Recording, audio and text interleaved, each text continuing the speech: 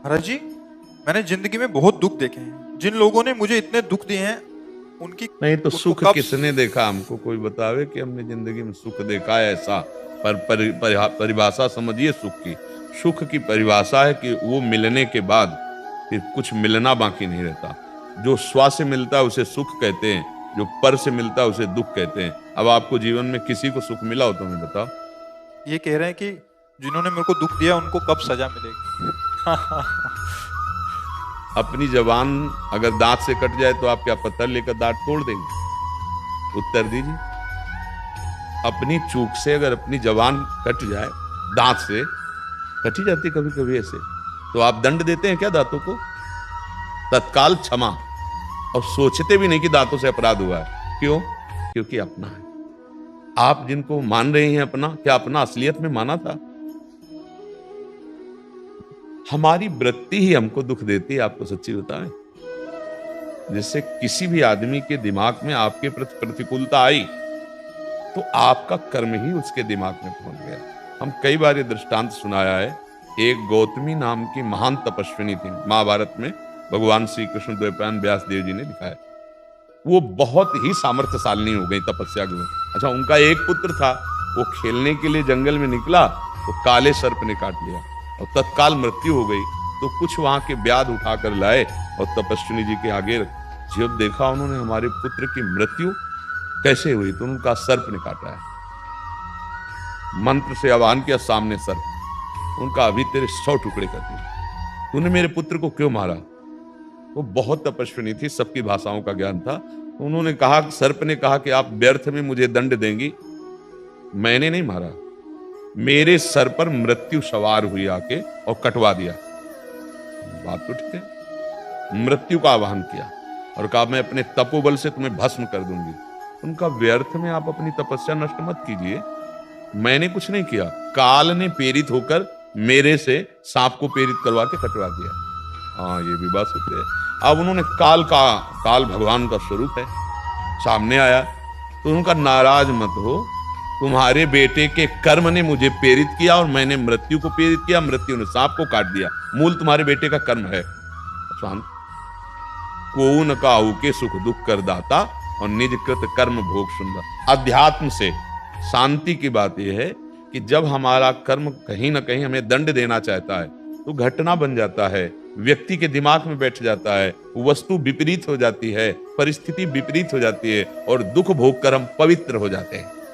हमें कोई दुख नहीं दे रहा, हमारे कर्म ही हमको दुख दे रहे हैं। अब अपने कर्मों को तो आप देख नहीं रहे, आपको लग रहा है उसने गलत किया, उसको मेरे सामने दंड मिलना चाहिए। अगर आप इसी जन्म में आप अपने कर्मों का हिसाब लेने के लिए तैयार हो तो फिर रो पड़ेंगे आप। कोई भी व्यक्ति हो, गलती नहीं हुई आपसे, भयानक गलतियां हुई, देख लो। आपने क्षमा किया ना अपने को, प्रभु से मांगा क्या कि मुझे दंड दीजिए? सब देख लो, सब, एक व्यक्ति की बात नहीं। क्योंकि जब तक बुद्धि भगवान में स्थित नहीं होती तब तक इसका भरोसा नहीं है, पाप कराने में बहुत प्रबल है। कब गलती हो जाए, कौन सी बचपन से लेकर आज तक अपने जीवन के रजिस्टर को लौट के देख लो।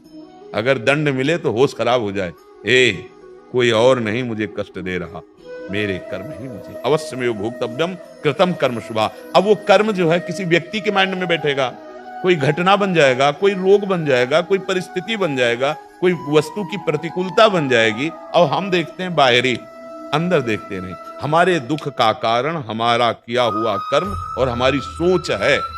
अगर हमारी अच्छी सोच हो जाए और ये बात आ जाए कि हमारे कर्म ही हमें दुख दे रहे, मैं पवित्र, तो हम कभी नहीं मनाएंगे कि किसी को कष्ट मिले। संत जन जब कभी किसी ने कष्ट दिया है तो उसका मंगल मनाया है। क्यों मनाया? कि हे प्रभु, मेरे ही कर्म का फल इससे मिल रहा है, आप इसको दंड मत कीजिएगा। ये इसमें करता नहीं है, नाथ इसको क्षमा कीजिएगा। करत जे अनुशहन निंदक तिनहु पे अनुग्रह। अब हम नया कर्म नहीं करेंगे उसका बुरा मना करके, जैसे हम इंतजार करते हैं ना उसका बुरा हो। ये नई सोच हो रही है, ये नया कर्म बन रहा है। उसका बुरा पता नहीं होगा कि नहीं होगा, मेरा बुरा अभी हो रहा है। जल रहे हैं, अशांत हैं, उसके प्रति द्वेष है, यही तो दंड है, यही जलाता रहेगा। ए भाई, अगर सही माने में आप सुखी होना चाहते हो तो दूसरों के प्रति आप द्वेष ना करो। आपसे जो द्वेष करते हैं अच्छा व्यवहार करो, उसका जो होना होगा हो जाएगा। भगवान देख रहा है। अगर आपसे कोई पूछे कि आपको इसने दुख दिया, आप क्या चाहोगी, तो आपके मन में ये आना चाहिए भगवान इसकी बुद्धि को ठीक कर दे और ये कभी जैसा हमारे साथ बर्ताव किया वैसा कभी ना करे, भगवान इसका मंगल करे। ये बात आती है तब जीवन मुक्तता, महासुख। नहीं तो प्राय ये बात आती है ऐसा कैसे हो सकता है। हाँ, अगर हमने जीवन में गलतियां नहीं की है, हमें दंड नहीं मिलना है, तो कोई हमारा स्पर्श भी नहीं कर सकता। पक्की बात समझना। बड़ी बड़ी साध्वी महापुरुष हुई हैं, कभी ऐसी किसी ने कहा, कहीं चरित्र में नहीं आता। भागमती बाई और श्री मीराबाई कितनी बड़ी बड़ी महान पुरुष हुई हैं, भ्रमण किए हैं। कभी ऐसे कोई हिम्मत है जिसका अजान बाहु श्री कृष्ण रखवाला है, अभयद भुज दंड मूल पीनन ससान को। कैसे? देखो, हमारी बहुत सी ऐसी गलतियां हैं जिसको भगवान क्षमा किए हैं इसी जन्म में। देखो, जो महत पाप हैं, जिसे आपने पाप नहीं माना, मनमानी किया, हमको चाहिए अगर हमें कोई कष्ट मिल रहा है तो हम सह लें। हाँ, ऐसा कोई धर्म विरुद्ध तो कानून बना हुआ है, आप रिपोर्ट कर दीजिए। अंदर जलिए मत कि भगवान उसको कब दंड देंगे। हमें जो दंड मिला है हमारे कर्म का, उसका भगवान जाने। राधा राधा राधा, हम अपने हृदय की जलन को तो शांत करें, हम द्वेष को मिटावें। ये द्वेष, ये जलन हमें पुनः नया जन्म देगा।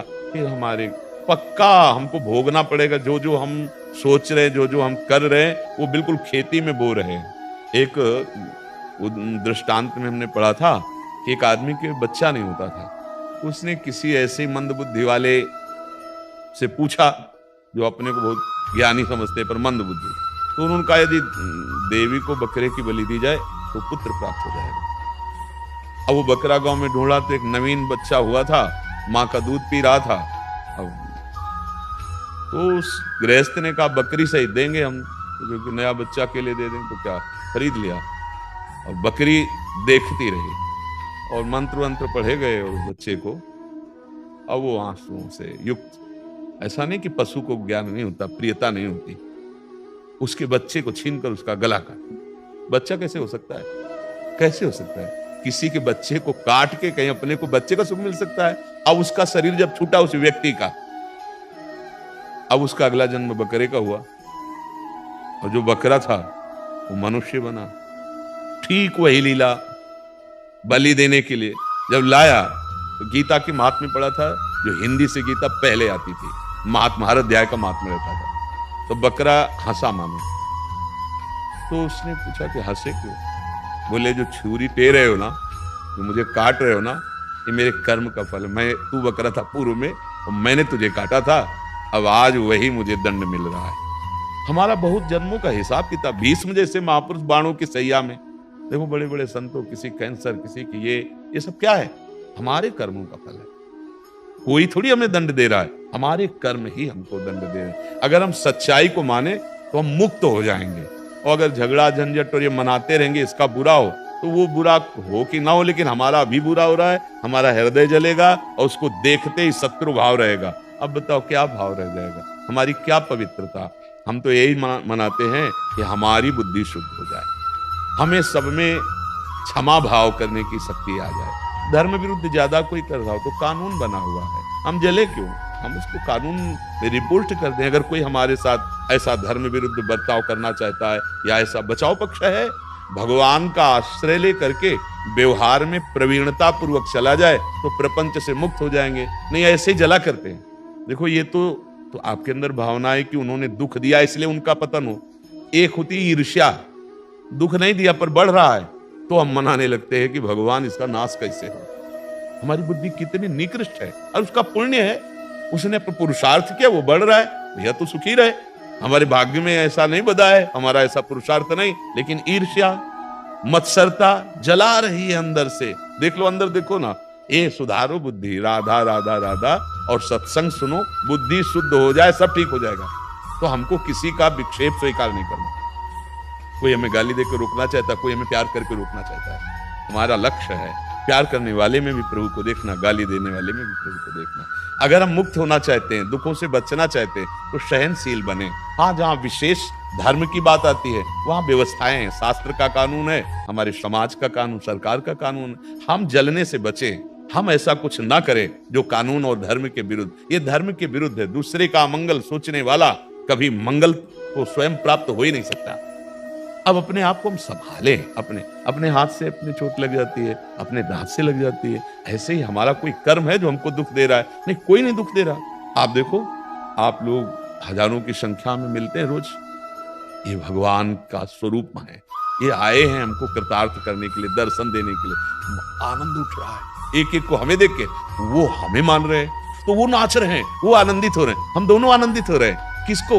भगवत भाव से। नहीं आनंदित हो रहे?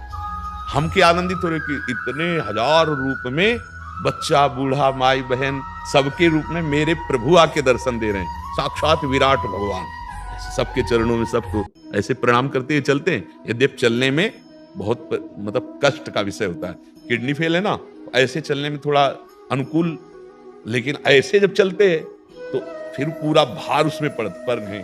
मेरे प्रभु जब आए हैं तो आंख मिले और चरणों में दंडवत, ऐसे तो हमको आनंद मिल रहा है। और वो क्या देख रहे हैं?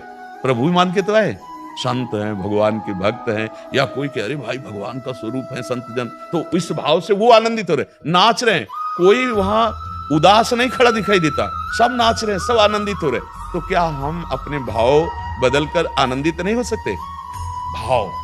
भाव अगर आप बदल दो तो अभी आनंद आ जाएगा। हाँ, कोई हमें दुख नहीं दे सकता, हमारे कर्म हमको दुख देते हैं, अन्यथा नहीं।